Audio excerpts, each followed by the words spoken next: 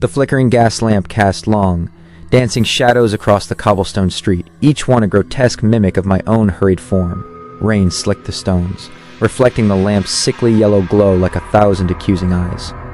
I clutched the worn leather journal tighter, its pages filled with the unsettling scrawl of my late grandfather.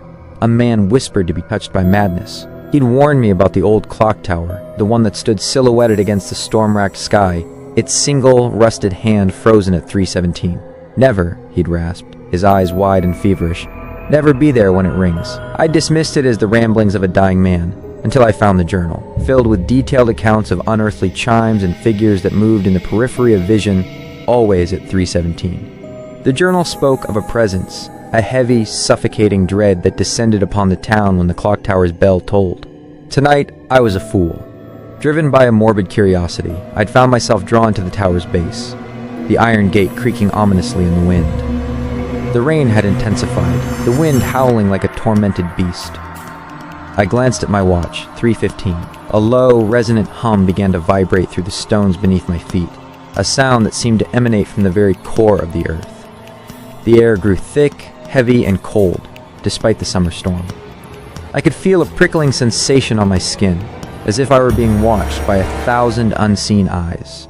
3:16. The humming intensified, building into a deep, guttural thrum that resonated in my chest.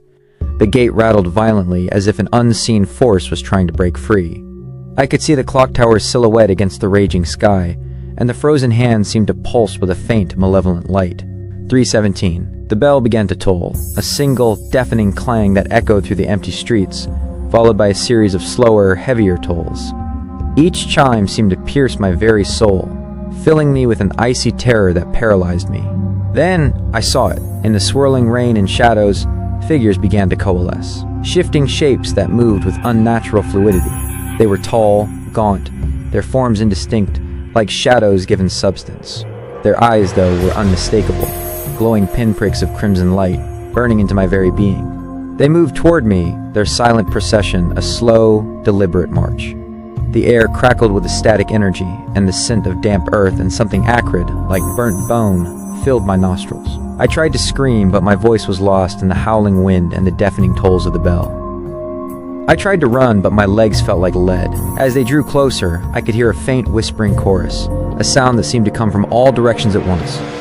It was a language I didn't understand, yet it filled me with a primal dread, a knowledge that I was in the presence of something ancient and terrible. The last thing I saw before the darkness consumed me was the clock tower's hand, finally moving, ticking slowly onward, as if time itself had been awakened from a long, dreadful slumber.